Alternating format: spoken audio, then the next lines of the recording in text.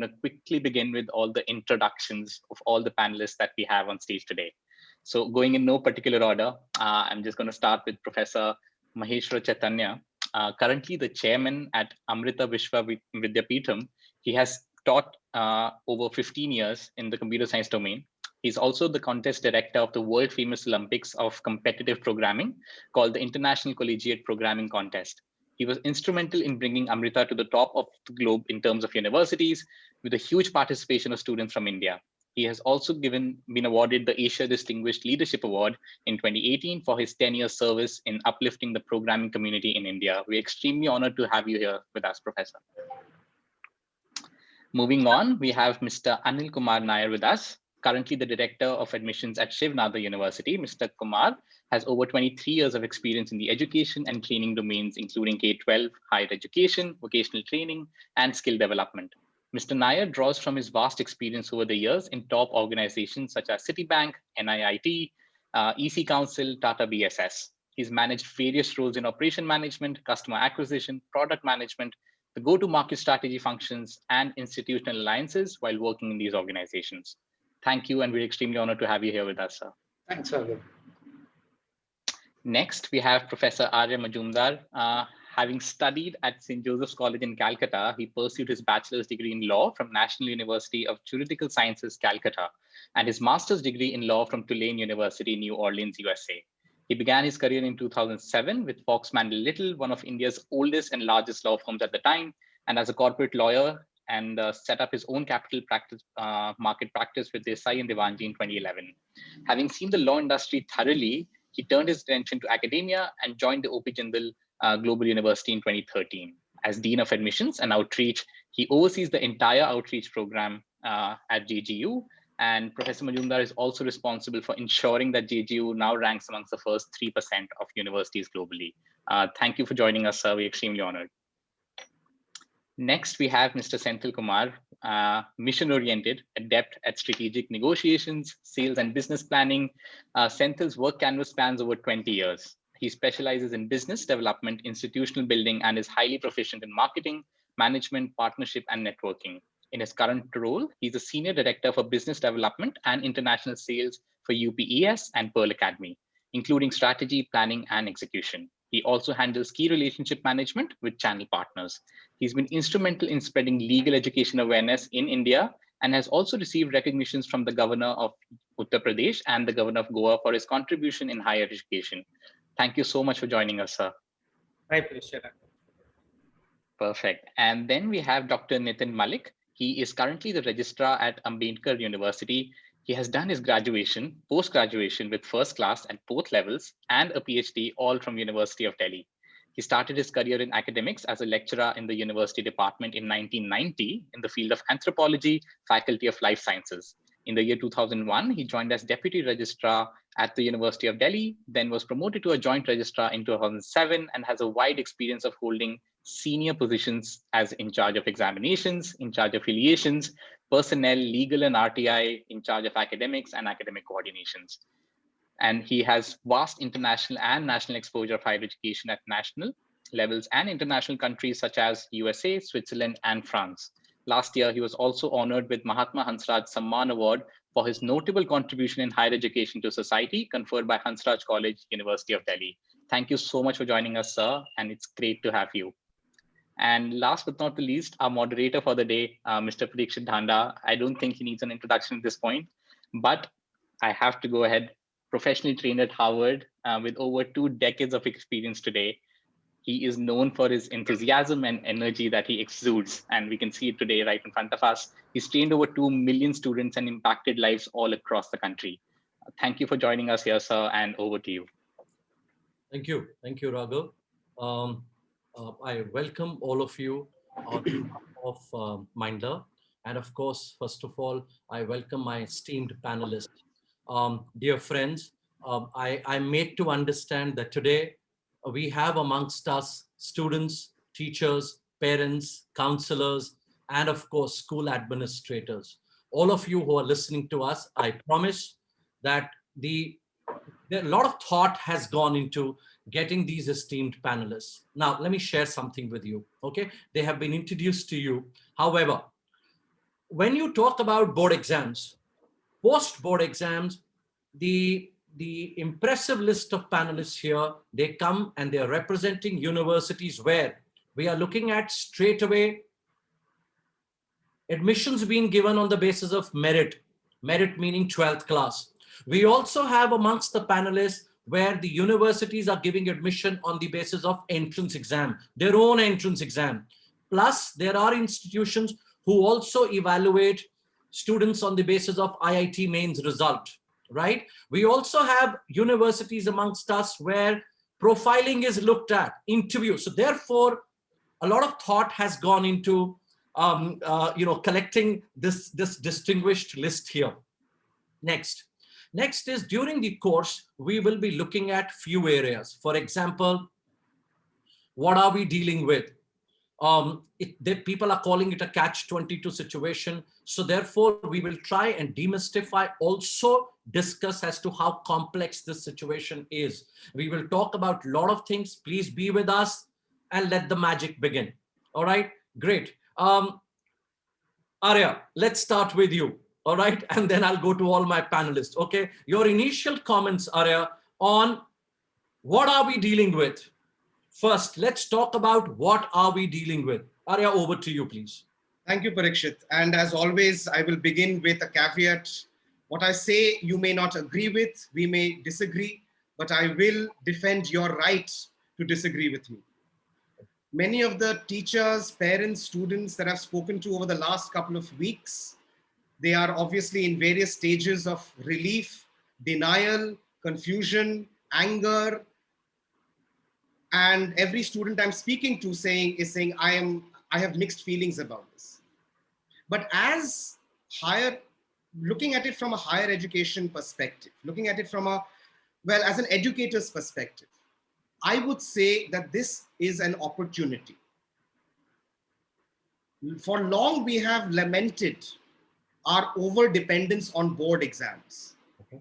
This is an opportunity to remove that dependence, right?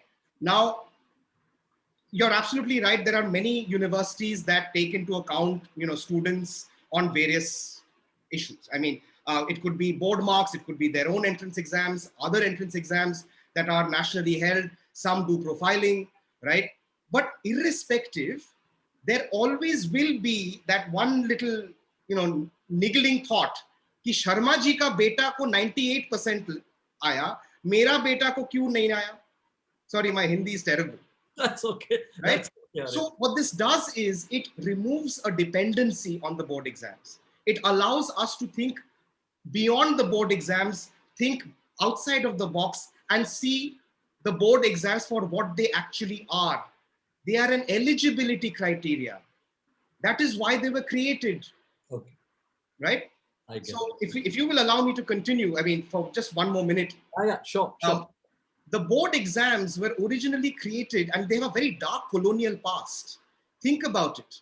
When Senior Cambridge came on board, which eventually became ICSE, and this predates the Rajputana board, which eventually became CBSE. The deal was to create a working class of English-speaking people who will serve colonial masters. That, my dear friends, is the origins of the board exam as an eligibility criteria. Not to innovate, not to create new things, but just follow orders. And we continued doing that. And somewhere along the way, we thought, okay, now we must become Atmanirbhar, we must innovate in India, which we should, I agree, right? Yeah. Okay. But by that time, we started using board results as merit and not just eligibility, and the two are different. I'll stop here. Thank you. Thank you. Senthil, I'll go to you. Thanks, Parikshit, and thanks for inviting me for this session. First of all, to start with, hard situations need some hard decisions and bold decisions. And this is one situation like that. So one should not think on too much of being skepticism or negative about the examination on or off. Let's take with the recommendations coming in from the board perspective. So what are they what is really stored in it. So that's the first thing we should understand once the recommendations are out. And this situation I could see, because I'm talking to so many students and parents, the more restlessness is from the parents. So I would like to address that here, because you spend most of the time with the students. Please calm them down. The heaven is not going to fallen if the board examinations are not going to happen. There are going to be alternative criteria is going to be scaled out. So no, please control your panic and don't pass that panic as well. So clearly, I could see a glance of so many chats happening. Evaluation. So there is no evaluation is happening. So understand the difference between evaluation and assessment. So right now, the criteria which is going to be given by the government is more on the panel, which is the embodies of government, the boards, and school representatives, is on the criteria on assessment. Assessment is purely based on the feedback. It's more like a feedback and understanding of how you perform. Okay, it's a very, it's not a method using measure or judging a student or what you learn, how you learn. So understand the difference. It's going to be more on assessment, number one. Most of other countries across the world, they followed assessment very clearly during the pandemic time. It is not new. So it's going to be in the format which is going to be very clearly based on the grades. And even and I very well connect with Arjya when he spoke about the mark sheet. Mark sheet is a very clear reflection of your understanding in the subject.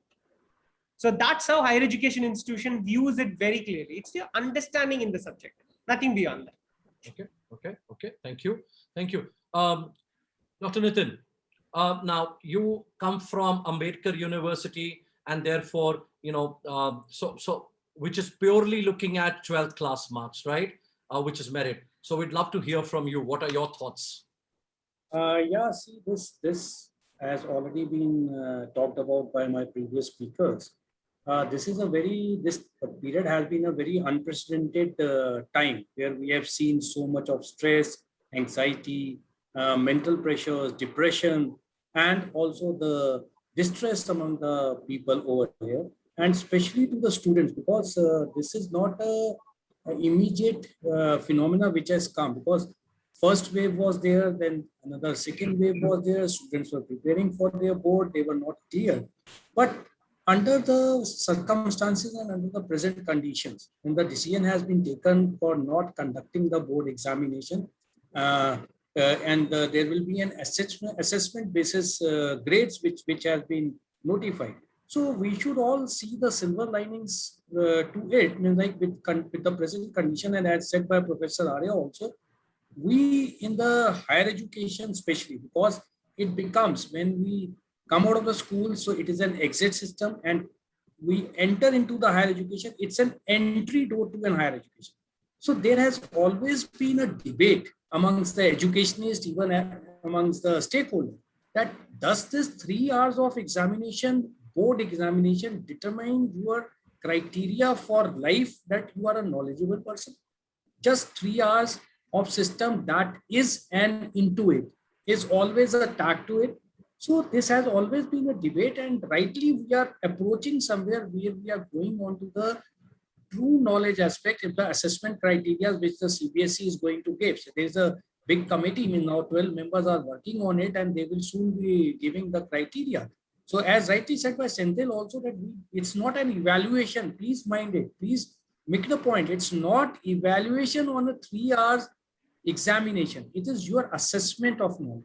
So one thing we should be very clear, that this is a decision, or this is a which is adapted to the present condition, and we are moving forward ahead. And maybe in future the things come that if this assessment criteria is great, or we have some more ideas, so maybe the board examination, they have some other kind of formative assessment. Number one. Number two, which I presently seen, is like it is that especially the universities where I represent, Ambedkar University, which is totally undergraduate admission were carried out on the basis of the 12th marks. So now means like the talks are there, the things have there, that JEE and NEET examination, which we recently in a day or yesterday or day before, it was announced that there is going to be again a meeting, and there's going to be a vice chancellor's meeting, and HRD has selected few vice chancellor of the universities. And fortunately, my university vice chancellor, she's also a member of that. So we were discussing about it. So the CUCAT set, that is the Central Universities Common Entrance Test, the JEE, and the NEET and the CLAT. So we have to think, if it has to be an entrance examination after the 12th, then this assessment criteria definitely fits into the model, because that is where I also felt it when I was in IP University for a long time. And there we have our own examination. You must be knowing that IP University conducts its own common entrance test, and minimum eligibility criteria will make it as a 50% obtaining in the 12th class. So even during the normal period, I'll say, during the past experience, even if you, we have seen in the criteria that students who had just got 60%, 65% or 70% in the board examination, they used to have a very good ranks in the entrance examination, because again, there is a dysphoria of a subjective and MCQ. Yeah. So we need to carry out what exactly the assessment factors are. And I think what is my personal opinion is that because the other universities, if you go to the western part of the world, so western part of the globe, so there they have the formative, they have the assessment into a different kind of setup. It is not based on the board examination.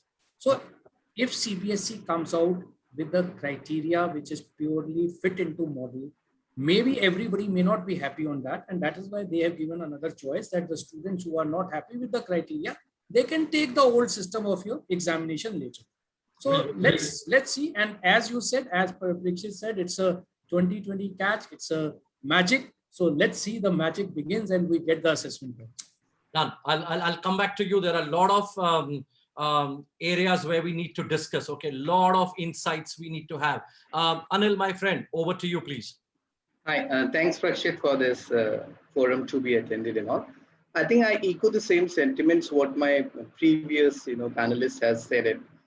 I probably see this is a blessing in disguise for whole education community. This cancellation of board is happening due to COVID. I think we are in a situation from uncertainty, we move to a curiosity stage. And I totally agree with Senthil, the right kind of a stress is more on parents than the current students, what is going to happen. And it's purely very correct, it's not an overall evaluation and assessment probably for a student to see whether it's fit for this program. The board is predominantly an eligibility criteria. And I probably agree to a prof saying it's become a slightly a social status symbol, 98% PCM, okay, that's particular a bright student category. It's compartmentalized student in this way. So my thought is pretty clear. I think all educationists across the India which sees this as an opportunity for overall changing of the overall system. I feel that way and all. It's an opportunity there. I think the probably a progressive university just like Shivnada University and us, they started their internal assessment where they're not banking on board exam as one of the criteria for taking out the merit, but it's just an eligibility criteria comes up. Okay. But yes, in India predominantly the whole board and education system, if you see, it's not inclusive system. And the whole criteria is what? Why you have created the exam system? Because the demand and supply way, you have to filter out the data at every stage to get it, because your seats and numbers are less. It's purely says. So do we really do assess student in that way? Means they are good for this. So I was just hearing out, probably people are coming, but they just take out, board exams 10th and 12th. Why can't we have a system where after 9th we decided, okay, you're good in this subject, carry on and probably go till university. So I think this is a right, well, I'm not saying exactly right, but yes, it's a step towards seeing where we should come across all the universities and education and panelists and look forward how we move. I think it's a wait and watch. The only challenge right now I feel is predominantly where Dr. Nitin mentioned, where the public central university heavily banking on the board marks. Okay, now as I said, it's curiosity now in parents, how they're going to do the markings, like 3-year average and all. Will the toppers and the students who feel like as per their records, they should be on top, will they be marginalized because of the average taking out? Will the student who are not supposed to be there, they get the advantage? That's the reason I'm saying it's curiosity buildup. But I think all the private sector, all the new age university, what we're talking here, it's already moved on like the last year. And probably over a period of time, we will evaluate the performance of these set of students who are not heavily banking only on board marks and what they're doing. It will give a clear picture at that point of a time they are equally doing the well. So that's my thing. I think it's wait and watch, and parents shouldn't be little anxious now. They need to just watch it. I think most of the private university have their own internal assessments. Dear, uh, dear parents, students, and the entire counseling community, uh, Raghav, can you check if there... Okay, so therefore now we are going to move into, after Professor Chaitanya's opening remarks, we are going to move into what are the challenges, what kind of selection criteria, what happens to the IIT JEE Medicine CLAT exams. We are also going to talk about students, and this is very important for you. Okay, parents and students, if you're listening, today we are also going to discuss, in case you are a 12th class student waiting for your 12th class marks to be evaluated or whatever in some way, what are other things that you should be doing right now in order to safeguard? Professor Chaitanya, your opening remarks, please. Yeah, I won't take much of time. I will definitely agree to whatever the other panelists said. And I believe that this is not just a situation where the 12th class students needs to get adapted to the situation. And I believe that in future, they will be the best people because they have gone through the worst phase in their life. So they'll be able to adapt to any situation because exams never ends. Exams will be there in 10th, exams are there in 12th, exams are there in semesters. And finally, when they start their career in an industry, then again the exam starts, right? But let me point that this is an eye opener for the 10th class students, because 10th standard is the time where when they choose which stream to choose or which career to pursue. So I think this is the best time where they have to think out of the box, as RJ has said, and they have to look at the eligibility and merit in a totally different way. But at the same time, one thing is my suggestion to the panelists and other, there has to be some way in which the state board and CBSE are, if we can bring in, a common scale for all the students, so that it is easy for the universities like us to choose. So that is very, very important, because we haven't heard from certain states even now on what is going to happen. And the parents are so anxious. And organizations like Mindler, I believe that there has to be an effort, a conscious effort to educate the parents really, because they are more anxious. Maybe students are fine, but parents are more anxious. So that is what I have to put as opening remarks. Thank you, Bridget. Thank you, Professor Chaitanya. Thank you so much. Okay, now we are entering into some tricky areas. Okay, audience, please be with us. Now we will try and demystify a lot of tricky areas. My first tricky area that I see. All right, Senthil, we'll start with you. And now, since our opening remarks are over, I would like each one of you to be short and brief. So because there's lots and lots that we need to cover. My first question is, on one side, there is a CBSE criteria. There is an IC board criteria. There are state boards. All right. So now, of course, we're not going to have one criteria for the entire country, right? So how do we look at parity? How do universities choose what marks one board is giving, what marks the other board is giving, right? So first I want to talk about this, then I'm going to go into other tricky areas. Senthil, over to you, please. Yeah, Parikshit, this is a very valid question. As other panel members have already raised this. So there are some boards, they have clearly mentioned that the cancellation is already on and what is the process going to be rolled out very soon. Some of them are not declared, and some of them giving even home assignments as areas. They are exploring open book examinations, etc. So there are various options are in the card, but one have to wait for what is a final decision coming from them. So very, very clearly, once we know that decision, then only it's going to be very clear on how it's going to be impacted, number one. And clearly, there can't be one process for all. It can't be, because the weightage or the level of, because education is more a state matter. The value system or the syllabuses they want to build in and cultivate. And every state has its own right to decide, apart from the central of ICSEs of the world or the CBSEs of the world, they can decide on a pan-national basis or a pan-India basis.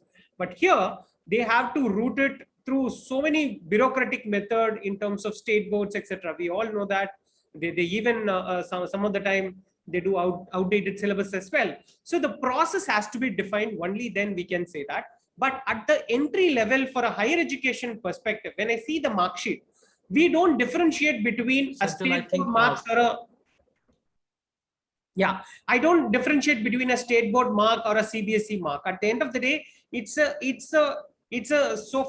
mark sheet which is very clearly determined whether how far the student is eligible to join in that institution based on the entrance examination plus the required benchmark level to come in to take that program. That's how a university clearly determines a student whether he can take part this particular admission or not. So at most of the university, if you see that the eligibility criteria is around 50-55% at max for the most of the institution. For across, if you take subjects like sociology or arts or humanities or even law or engineering, this is the standard system. There will be 5 or 10% more as per the institutional's academic board is concerned. But by and large, we don't see the difference between a state board and a CBSE. There is no yardstick to measure that. So that's the only thing we rely on their particular understanding of the subject. That's why I said when in the opening mark, I see the mark sheet as an understanding of the subject. So if I see that as a physics, chemistry, mathematics, how much of understanding he has to join a course in engineering. That's how I see that. All right. Anil, when I want to add another question, okay, for all my 4 other panelists now. My question is, when I'm talking about parity, I'm also saying, so let's look at, say, for example, now there are lakhs of schools in the country, right? Now, in one school, they have had first term, second term, mid-term, whatever you can call it, pre-board, all beautifully, the exams have been handled. Certain institutions across the country, one exam happened, and in many schools, there was no online. I mean, we had so many problems with online tutoring, forget about exams. So how on earth do you come up with an evaluation criteria or a criteria when those schools, one school has had 4 exams, the other has had only 1 exam, in the other schools there is no exam? So how does university select these students? Anil, over to you. Yeah, sure. Thanks, Prakshit. It's a quite valid question, and I think this throws a question to all the universities. So I just wanted to take you a year back. I'm taking both pre-COVID era, what we really had the no normal. So I wanted to say, and probably add it to what Senthil is saying. Look, each board, we get deep into data analytics of each board. Please understand that a 90% scored by PCM by a UP board will maybe equal to CBSE board 94%. That's our analysis set, because it's not about only the exam conducted, it's about the kind of marks has been allotted, the weighted average and all which we check. So each board has a different. So over the past few years, we have actually normalized. I'm just sharing this word normalize, and probably some of the university will take this, but it's very tricky. It's not a scientific formula. You can go slightly wrong because 1 percentile is a huge difference. Sure. Okay. So what happened is that, for example, in our, which you're talking about, let's say CBSE 80% equal to probably UP board 70, 75. Similarly, Telangana board, where you will see, I don't want, and probably 2-3 years back, you've seen one of the Delhi University, the whole batch was probably from a particular one state board because of the marks which has come. You understand? I'm saying these are the points to be thoughtful. So what we have done, then it may be 85 equivalent to that. So some equivalency normalization which you have to do. So if I'm talking about that part we used to do, now we are coming to a new thing. Now there is more intervention, like as you mentioned, 3 assessment, 4 assessment, 1 assessment. We are not even talking about certain part of the world where probably education delivery not happen because of the infrastructure issue. We are talking 80 lakh CBSE students. Okay, out of that, if you see more than 30, 35, 40 lakh of students who probably not able to afford the full spectrum of education delivery. I'm not even talking about exam happen. What is happening there? We are not considering. I think somebody put it on a post, what will happen to National Open Institute, instead of open studies. We have that big challenge there. So I feel we have to wait and watch what would be the final outcome. And I feel it may not be only a one suggested way. Probably pattern 1, pattern 2 could be there. And once that is more clear to us, all the university, and then we will going to take a decision on that. We will wait and watch. So for an example, it may be a problematic that situation come to us that we can't parity, we can't put a parity. For an example, a student says our eligibility criteria, let's say 70%. Student scored 69. In a normal scenario, I will be giving a regret letter, sorry. What will we do in this condition now? He will come back with a suggestion, sir, in our case, we have given pre-board, we have taken pre-board, this was happened, this. Our school has given a very tough exam. Possible, what are you going to do? So I think we have to wage Prakshit here, how the assessment comes up, and then we have to strategize how we are going to move up. That's what I thought it. Thank you. Thank you for those brilliant insights, my dear friends. Thank you so much. Yeah, Arya, over to you. Right. So I will slightly disagree with Anil on this. Okay. And I'd like to begin with a proverb. Dear Lord, give me the strength to change the things that I can, the patience to live with the things that I cannot, and the wisdom to distinguish between the two. Right? Can I change as a university? Can I change how CBSE board exams are being conducted, not being conducted? As a university, can I change the way the 13-member panel will discuss whatever, whatever criteria they have? Can I change the fact that internet penetration in our country is still less than 25%? I can't, right? So instead of using the board results as a minimum, board results as a minimum criteria, as in, let's say 70%, etc. What we have done, and there are 3 universities who have that on this panel, who have that ability to do that because we are IOVs, including Amrita and Shivnadar, right? So what we've done is that we don't care about what your board results are. Don't care. As long as you've passed, right? But on the other hand, make a stringent selection process, which you talked about earlier, the holistic selection process, which includes an entrance exam, detailed responses on an application form, faculty interview. Students are scared of that faculty interview because it's tough, right? As long as you have cleared your board, because even as an IOV, I cannot admit you until you've cleared the school, right? True. So as long as you've cleared your board, it doesn't matter which board you got 90%, you got 49%. Let's say if you passed with 40%, in my eyes, you are the same. You have met a criteria to be, you are now ready for higher education instruction. True. Now, whether you belong here is something that I can control, right? Okay. So,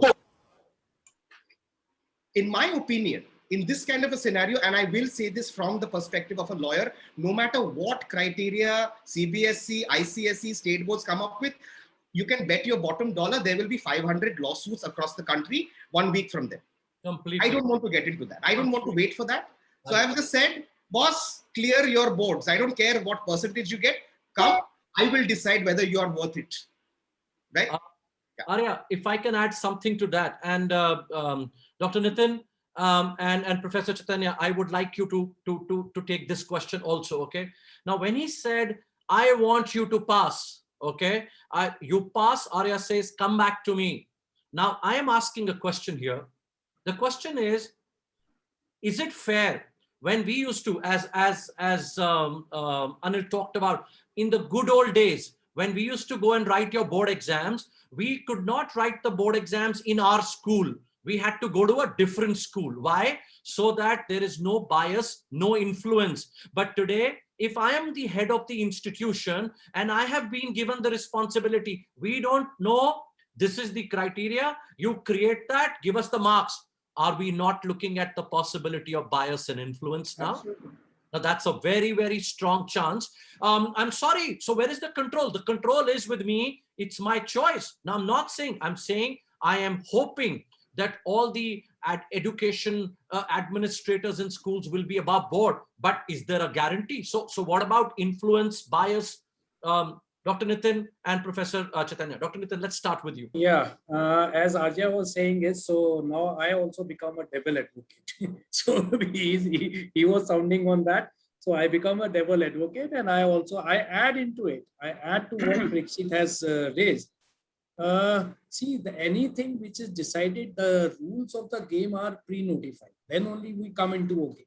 So this time the thing is very tricky situation we are in, and rightly raised by Parikshit that the biases that is going to be there. Even Anil raised about that point. So I was remembering my days.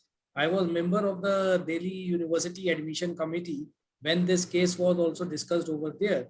Yes. And we had discussed, and I remember in SRCC there was a complete batch which was from one particular state, and it was very difficult to rationalize on the different boards. Similarly, if you see the court orders also into the litigation, there has been a litigation for the Punjab board also, where the marks were escalated, and then it was a very big hue and cry. So especially the universities like Delhi University, which is a central university, and there is a big demand and supply kind of things going on. So coming, and it's open to all. For my university, like in Ambedkar, we are a bit safe because 85% seats are reserved for the students who have passed out from Delhi. So most of the school, majority and all the schools in Delhi are at present are the CBSE. So we do not have any issues. So the board is the same. So they need not to be rationalized or carry out the thing. But in Delhi University, definitely it was a big issue, big problem. And from last 3 years or 4 years, we had been trying over there to make out that let us have a 70% component of the board's marks, 30% for some kind of an entrance, then we do it. But still to date, we could not do it because logistically it was not easy to carry out, as the number of applicants and number of things were very high. But in some of the cases, some of the prime courses, like in Bachelor of Business Studies and other, the entrance examinations have been carried out even in Delhi University. But the situation at present is different. See, the rules, the major issue which is going to come over here is once the assessment factors are given out by the CBSE. And that is why they are taking, it's not an easy situation, it's not an easy magic. And that is why the committee has again extended its time. Previously, they were to notify it, so now they are taking more time. It's not an easy, because moment the assessment factors are defined or are given out into the public, yeah, definitely all courts are going to be full with the litigations and other things. Yes. All things will come out, and there will be a lot of things moving ahead. Rules of the games were not defined. You are using my 10th class marks. Okay, 10th was a board exam. I did fair. 11th, I was preparing for my 12th with some coaching institute. I was concentrating more for my 3 hours predetermined examination, which was to be taken up in 2020.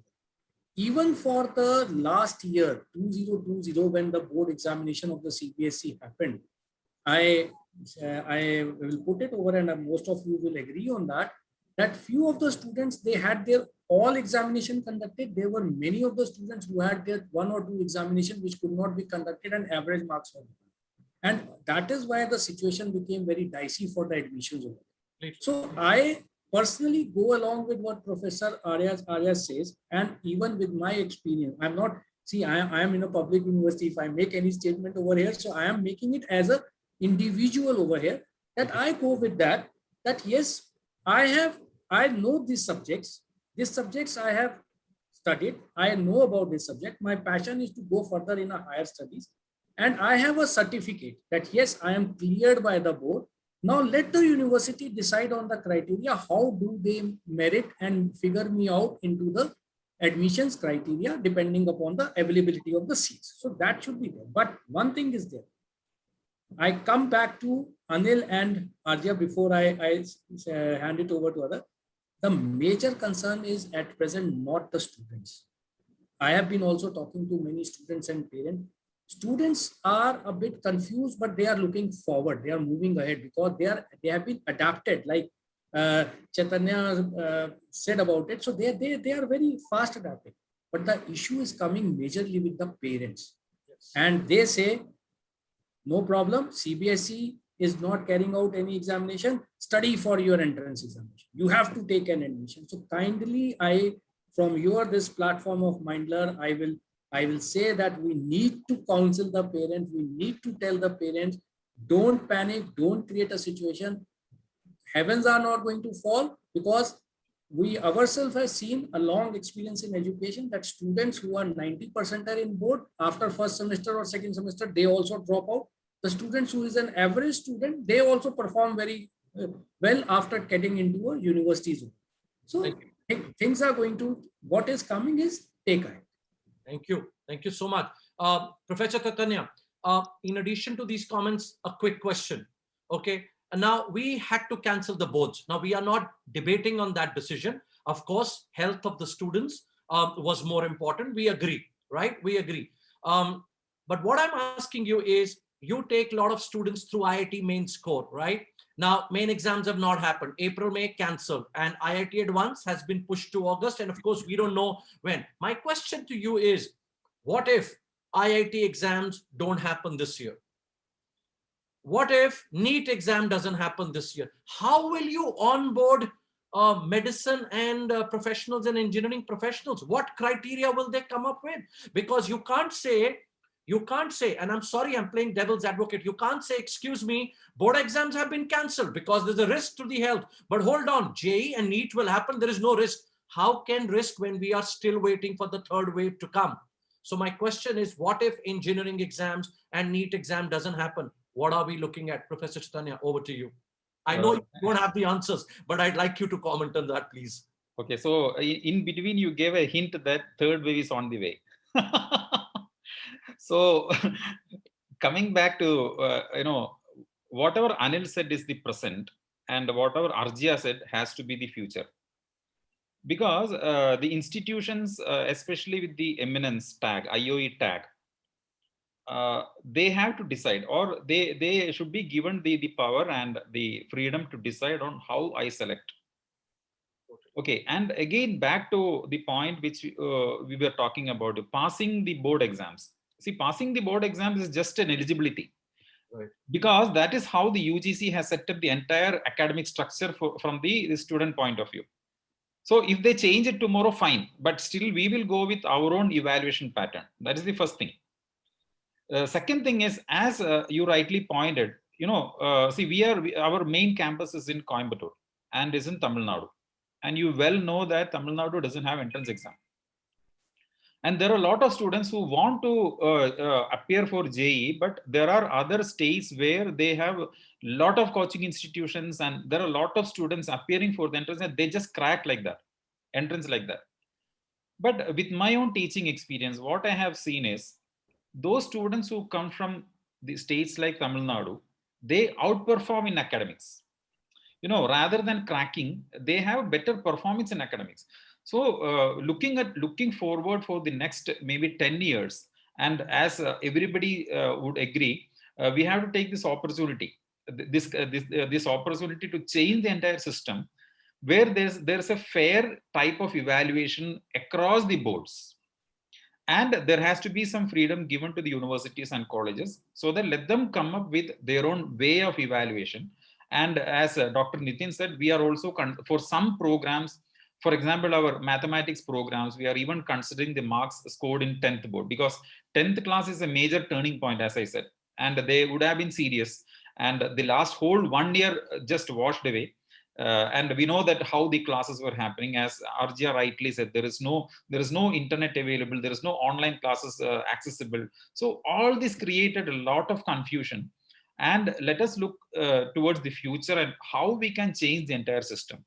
Now, coming back to the question which you raised, see, my suggestion is, the students will have to depend primarily on the institution's selection policies.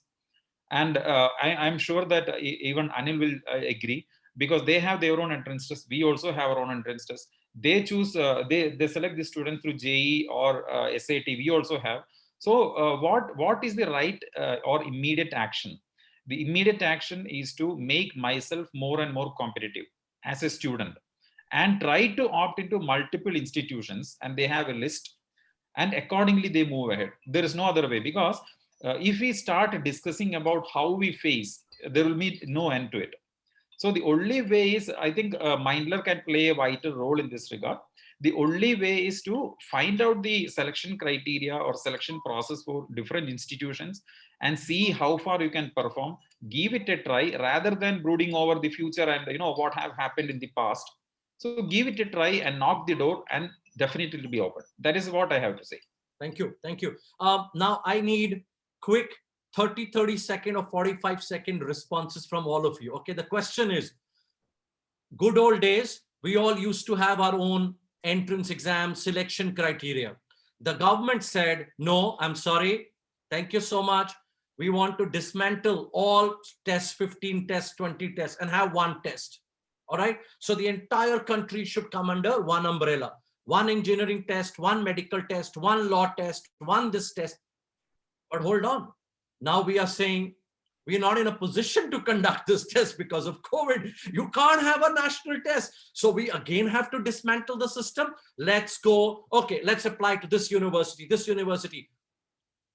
Quick responses from all of you. Let's start with you, Senthil. Let's start quickly.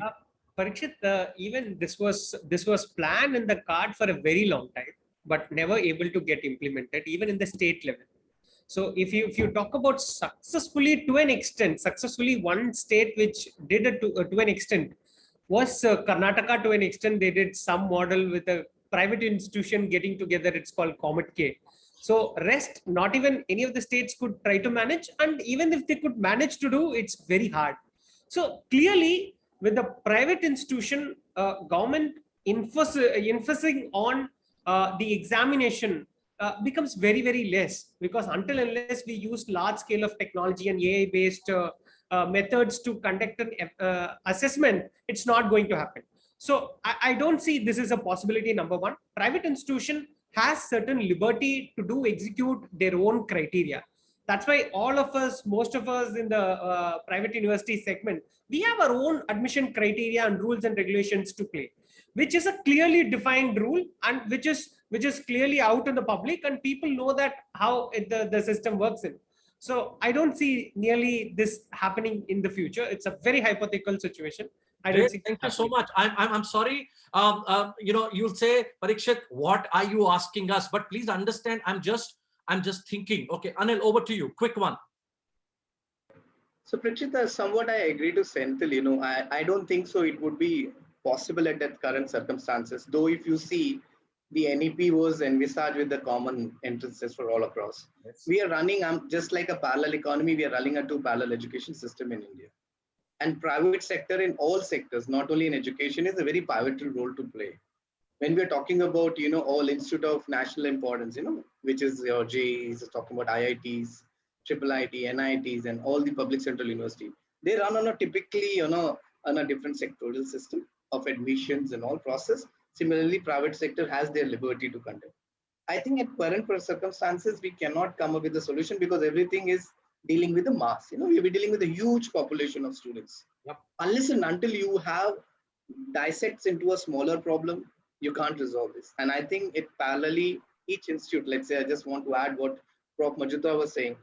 Each institute has their own criteria, like they have decided board is not there. We have also given the eligibility earlier, but as I said, we will wait. What is the decision come? And if it is not parity, we also come up with the same, no, board is not required right now. We probably go that way. But as of now, we are waiting. What is the assessment come?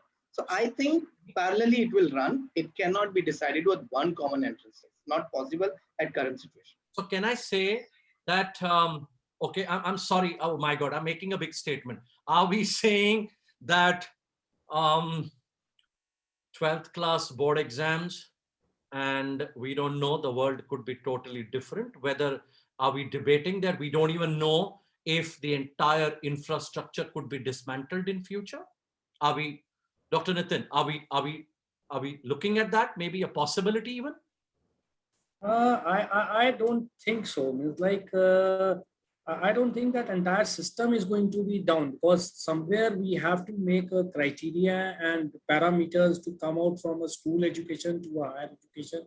And then there are different boards. So as I rightly said, because the education comes under both the central list as well as the state list. So state has also its own role to play as well as the center. Government has the role to play.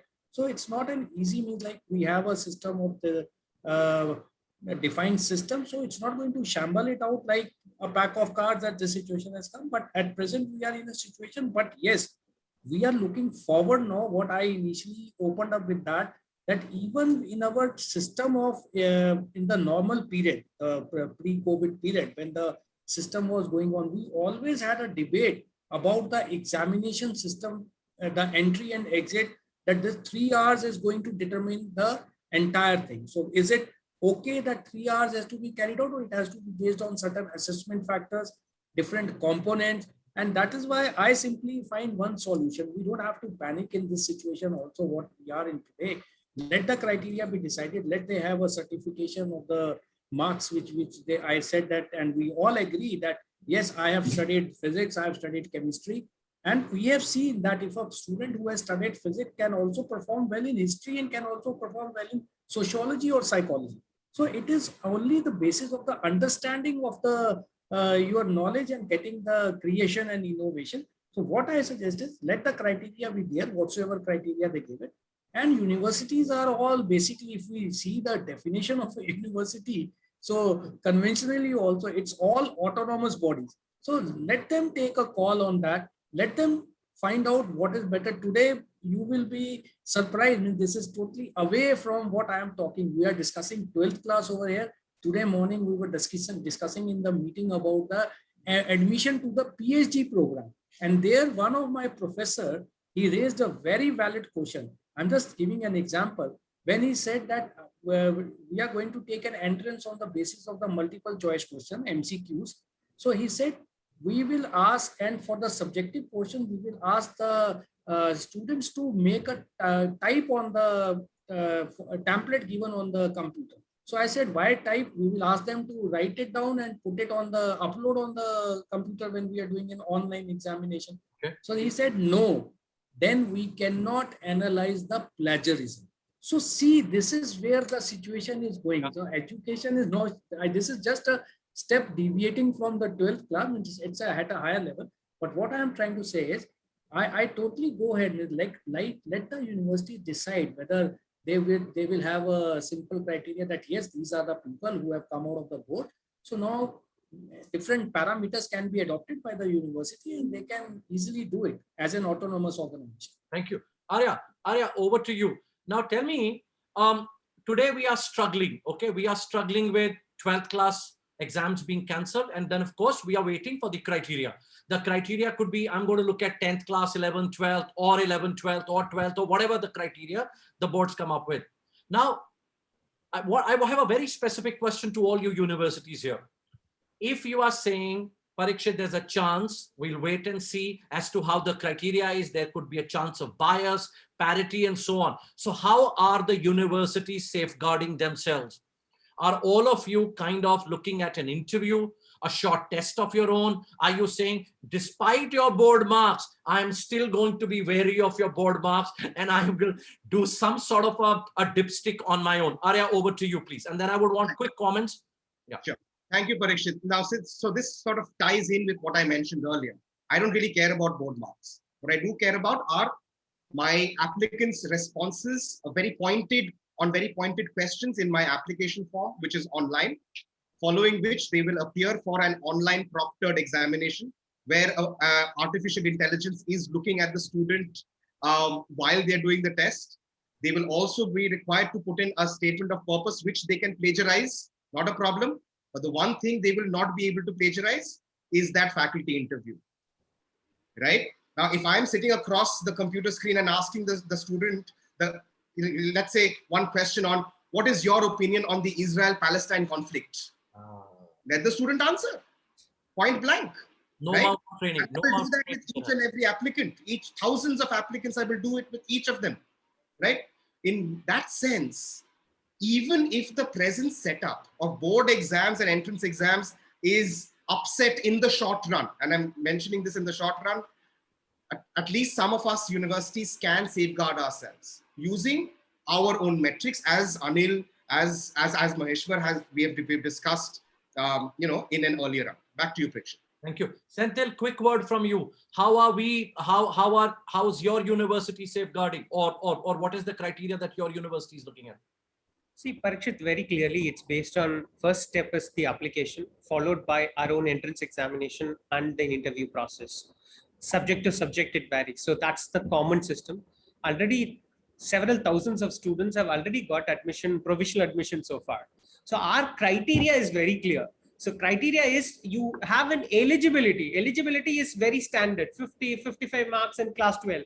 But the criteria to join the university is your aptitude, your personality, how you can fit into the batch. That's the selection we do, and we have a clear methodological analysis where student can fit in or not. So that analysis already happened, and we have thousands of students across Pearl and UBS already have the offer for 2021 already. Great. Professor Chaitanya. So I'll answer the first question, Prashid. The first thing is, if they introduce the common entrance exam again, maybe in the next year or 2 years, it is going to be the same story, and I don't think it is going to change, because we are still facing the issues with common entrance and our, so unless otherwise they come up with a proper structural reform across the boards, top layer is not going to change at all. So the top layer can happen only if the bottom layer is restructured. That is the first point. Second point is, see, as Arja and Anil and Senthil said, we are all going with our own type of evaluation, and it will vary across different streams. For example, I cannot ask a commerce student to appear for a test. It is impossible.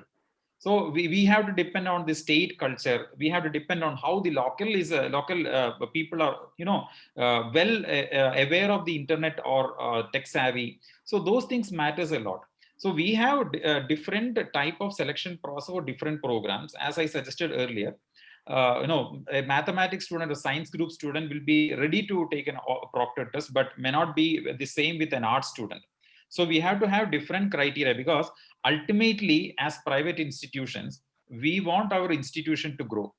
So naturally, we will definitely have our own evaluation criteria where we are satisfied with that, and we know that the input is good, so that in future the output is also good. So that is my take on that.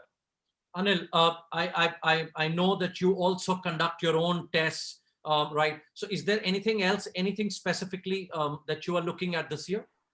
Yeah. So, Prakshit, that's the reason my statement was pretty clear in the initial stages. This is an opportunity which I see, because most of the university here use board marks as an eligibility.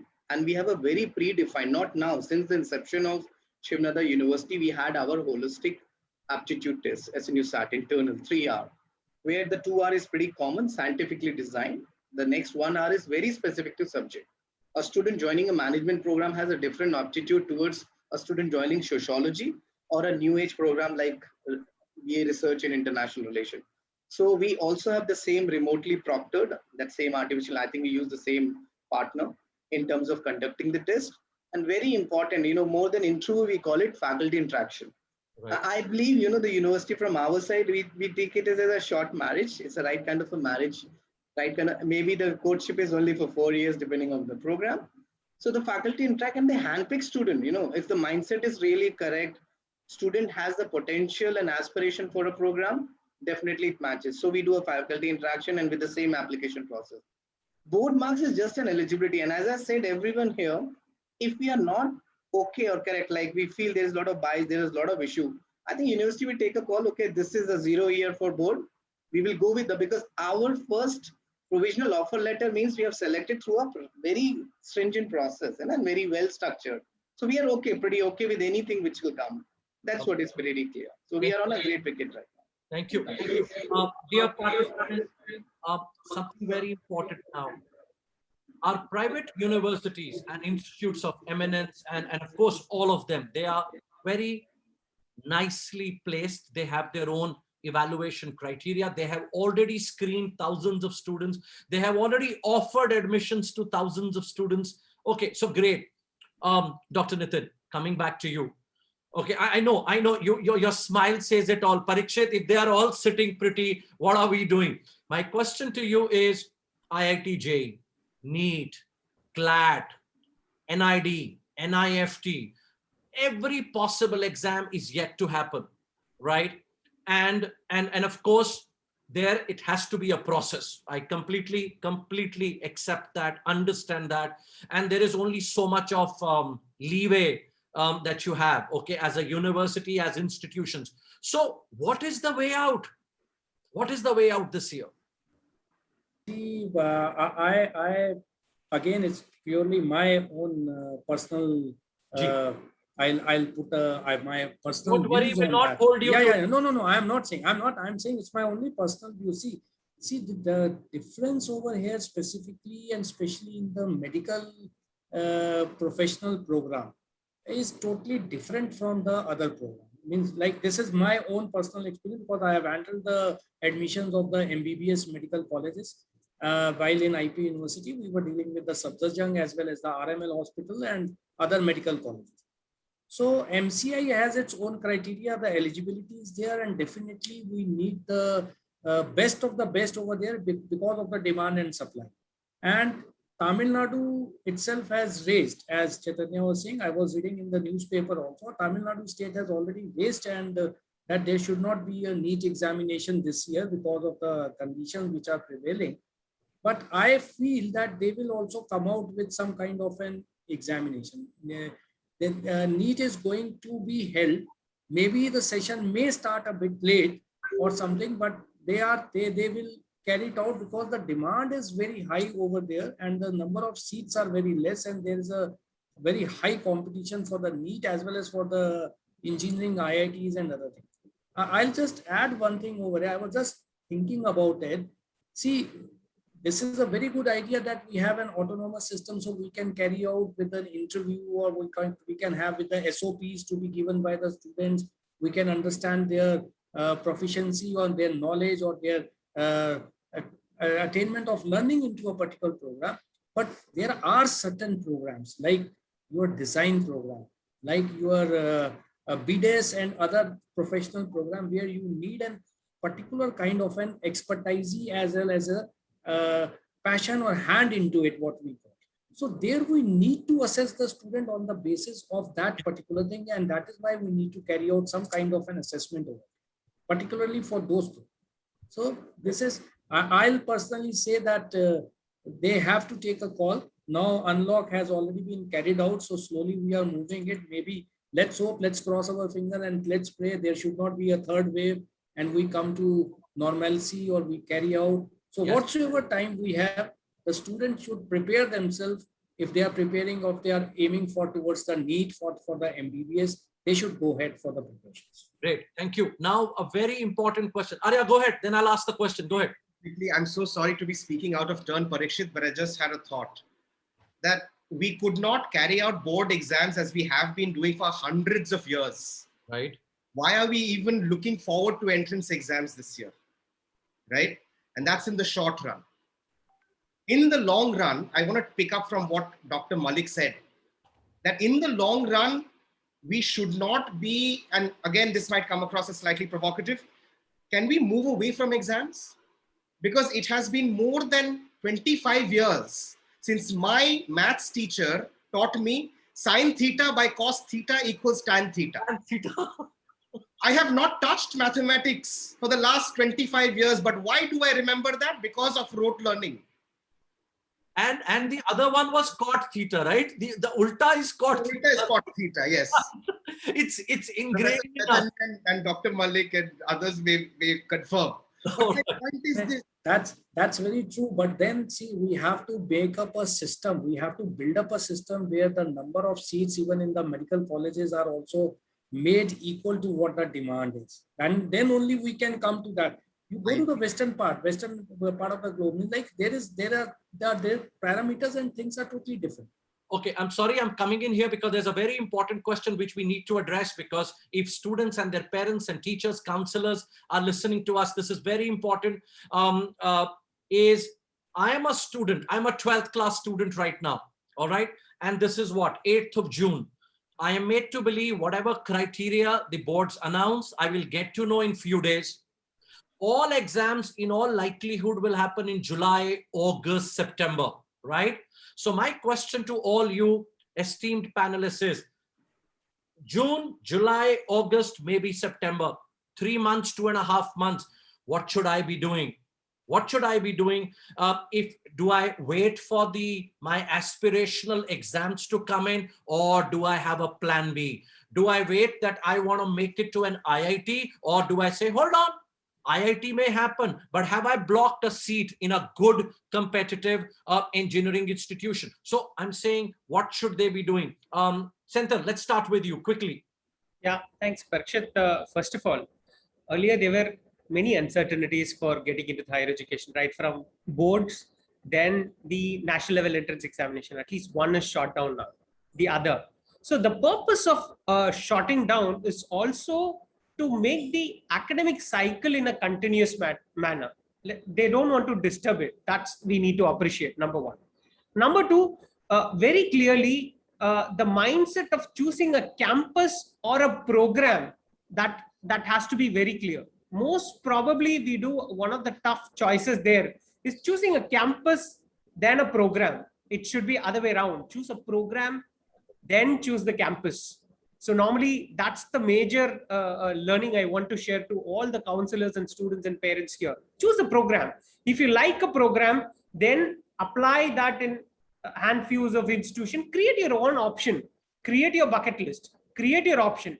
You choose where you want to study rather than you don't have any option, because normally this happens because most of the time when I happen to ask, because certain if you don't apply in certain universities, you're not able to get the scholarship also. There is a process for scholarship. Most of the people, they miss it. When we ask that question, why do you miss it? They say that, no, my parents said I want to focus on the national level examination. You're not there, but if you come here, you don't have a scholarship because you missed the deadline. So clearly the choice is, when the choice is there, choose program, then choose the campus, apply multiple institution, clearly apply for scholarship, create your choice bucket, then choose where you want to study. Done. Thank you. Professor Chaitanya.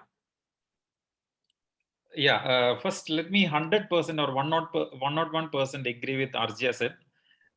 I think the students need to educate. We have to educate the students to forget about the exams, because that is the one of the important things which I have noticed during the period of teaching. Because see, the moment you ask a question, the reply comes saying that this was not part of the syllabus, or they will say that I learned for 2 marks and you asked for 10 marks. So that kind of a answer when we get, when will we come out of this? See, my humble request to all the teachers and counselors here is we need to educate the students in such a way that they learn maximum possible, as much as possible, and it should not be rote learning. So that is the first thing. Second thing is, as Senthil sir rightly suggested, program has to be given importance. Program has to be given utmost importance, and during this whole period, maybe for the next 2 or 3 months, one of the important thing is the students should be they have to be educated on why they have to be competitive, because it is not just scoring marks in board or getting admission into a college. There is life beyond that. So we have to educate them that there is life beyond college, and let them think from that perspective, let them have a vision. And I believe that counselors and teachers, principals can play a very vital role in this regard. And the moment is right here. We have a lot of online courses available. I feel that the counselor should do a smart research and make sure that they have again the bucket of courses for each stream. And all those courses are now free. Let them attend, let them take their own responsibility, just like what happens in the West. They have to be responsible for their life. They have to be responsible for their career. So that is how I think we need to educate the students at this point of time. Thank you, Prithvi. Thank you. Thank you so much. Anil, over to you, please. What are your pearls of wisdom here? Okay, so I think I added to what Senthil says and what Maheshwarya said. One, definitely we have to choose the program first, and that's the way. The second is, we are all talking about rote-based learning, abstract learning, and even about, but please see what we have done. I think the CBSE is now 30% cut in the overall curriculum for the exam. We said we categorize, they said you don't study. If I go with the intention of, now tell me one thing, have you got any instruction from JEE that the 30% which is not covered in, it's not going to come? No, they're going to do the all. So please see the dichotomy. One side, Please see what we are putting the students in pressure. One side we are saying cutting off the, what do you call, exactly the course curriculum. The other side we are saying no, everything will come. So I believe in one theory. Each counselor, teachers, and entrepreneur, we should believe in what you're passionate about studying, and that's the reason we shouldn't be checking. We should be a lifelong learner. Unfortunately, in the whole education system, we are creating learners to clear the exams, to get those marks. We are still running behind the marks and abstract, but we are never learning about what we are passionate about it. So in my belief, I wanted to tell everybody, this year is to do for plan B. This year is focused on plan B. What is plan A? I've thoroughly worked out for JEE. I worked it fine. We are waiting what will happen. It will happen whatever.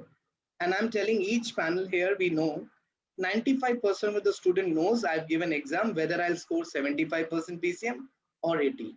Very seldomly somebody says I was expecting 55, but I got 95%. It never happens. Yes. So everybody knows whether I can clear, not clear. So all these student knows, okay, I will plan A, it's fine. I will still focusing whatever the decision come, the exam happen, not happen. Every student should make a plan B strategy first with what Senthil added up, choose the program first, the colleges first, secure a seat and relax and just invest time on covering the whole curriculum, because you never know how the exam mode will happen. JEE will come back, okay, we can't have a stretch run. We will not do two, we'll only do one, giving everybody to a chance, but the test paper could be reduced one, anything can happen. So I suggest this July, August, September, whatever time June may have, just prepare for curriculum to be grasped and adapted. Secure your plan B. I'm again telling, plan B should be your first strategy here. I understand. And if somebody is able to, let's say most of the student here whose plan is as Shiv Janadar, OP General, UPS, fine, they are good. I think that's a party time for them if they get an offer and selected, just by enjoy. So I think that's what they have to do it. This way, they will not have a pressure on parents and student and keep learning. Whatever will come, and my last statement, we are all in this together. Yeah. There is nothing separate, go for individually. Whatever the decision will come, it's a holistic, everybody has to abide. That's how we go. So don't worry about that. Go for a plan B strategy. Choose your program first and then institute. That's all. Thank you so much for sharing that, Anil. Every possible webinar of mine, every possible school session, my word is always listen. Plan A is there. You have to have a plan B, even if required plan C. And people say, Parikshit, whenever we look at you, we think of plan B. But no, that's the situation. You have to have a backup plan in hand. And today thousands, lakhs of students are struggling who did not look at a plan B. Arya, over to you for your comments, and then I'm going to go to Dr. Nitin. All right. So thank you so much, Parikshit. I echo whatever Anil has said. Have a plan B. We learn it from our financial advisors. Always diversify. Always diversify your investments, right? Same way is education. Is your education not an investment? And therefore, if there are universities who are not waiting for the board results, if there are universities who are doing their own, assessment, etc., go ahead. At least you'll have a seat. Later on, I'm quite certain the UGC will also pass whatever regulation for refund they did last time. I'm quite certain they will do it this time as well. Yes. But there is a plethora of information available for teachers, for students, for parents on the internet. Find out which universities are accepting students right now, or which universities cannot, or which universities are refusing, right? From my perspective, from OP Jindal perspective, my classes will begin on the 2nd of August. I cannot wait. I will not wait. My classes will continue as planned, COVID or no COVID. Whether in person or online is, well, Ram Bharose. Thank you. Back to you, Thank you so much. Before I go to Dr. Nitin, let me share something with you. Dear students, you have been listening to this, you've been participating. My esteemed panelists have shared a lot of pearls of wisdom and nuggets here. Let me tell you one thing. If you are a 12th class student right now, you should have a plan B. You should first look at what program I'm looking for, whether that program intake is through an entrance exam, through profiling, or through board marks. Immediately look at which universities the entrance exams are still happening, or they have their own internal evaluation system. Immediately grab a seat. Last year, UGC notified that if you have already admitted yourself or got a admission letter from somewhere, whichever university, you're given a certain time. In case the other college comes in, you get a complete 100% refund. You can leave. So why leave something to chance? I'm telling you as a coach, okay? Why leave it to chance? Why go through, that whole heartache, heartburn? Will this happen? Will it not happen? And put your parents and your entire family through it. So please look at something, a fallback option. And I'm not saying fallback is a compromise. No, there are brilliant universities in India which are offering you great programs. Next is next 3-4 months that you have. Please make sure, instead of playing and going crazy in that this is uncertain, as the panelists have said, what is within your control is your actions, your efforts. Rest, nothing is in your control.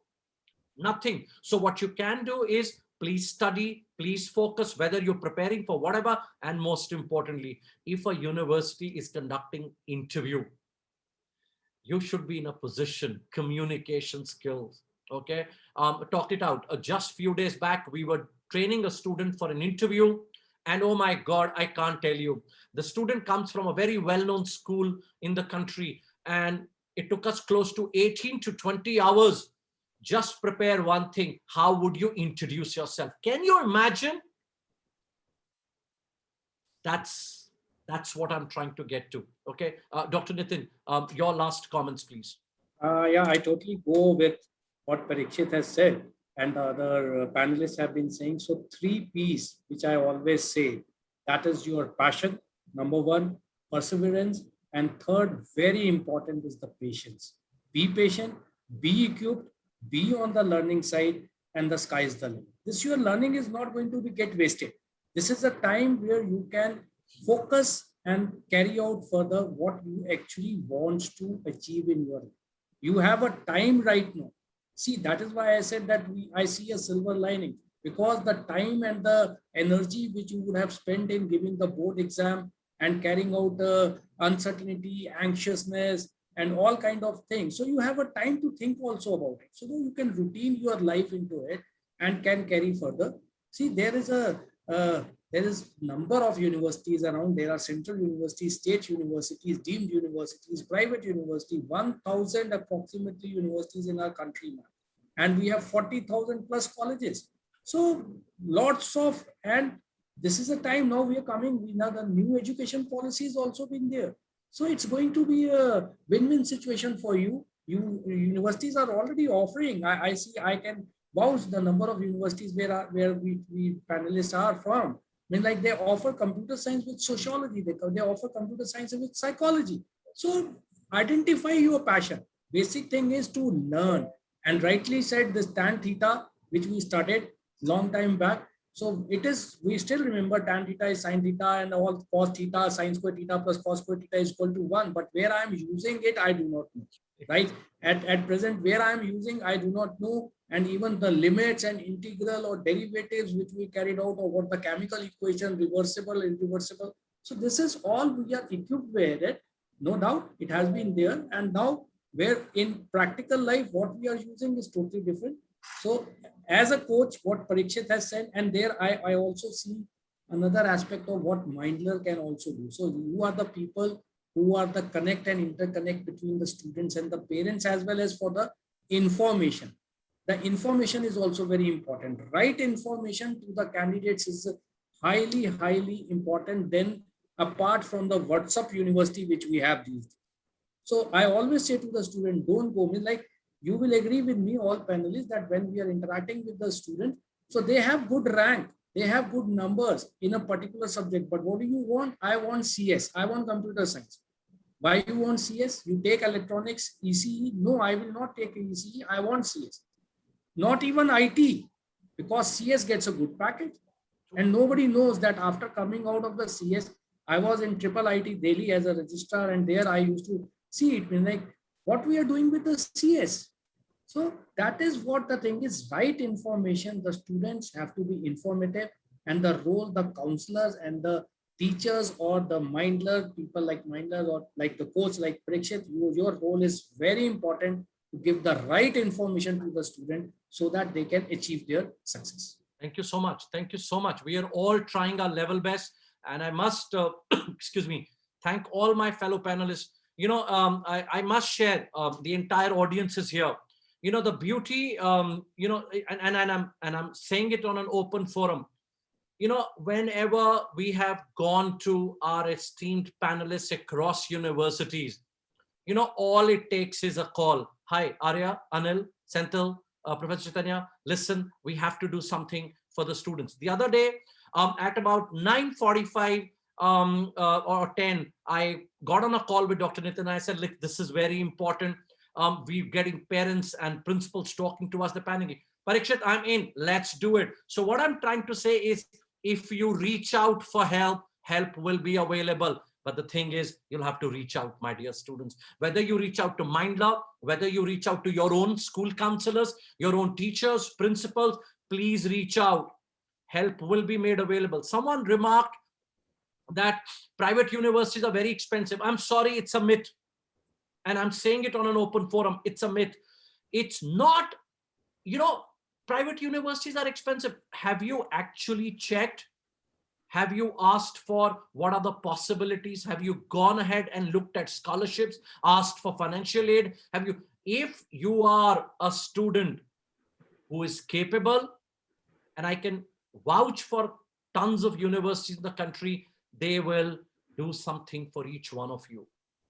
But please understand, if I am somebody who may not have the skill level and the communication level, I haven't done justice to my education, then definitely it will be a struggle, right? So anyway, thank you so much, Anil, Senthil, Professor Chaitanya, Dr. Nitin, Arya.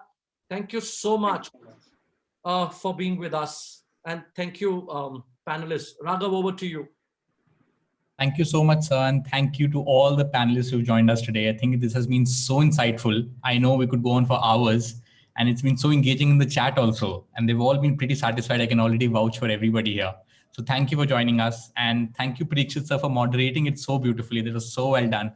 Thank you for that. And I think we can call it a wrap now. And thank you for joining, everybody. Stay safe and take care. Take care. Thanks. Thank you, and all the very best, students. Take care. Take care.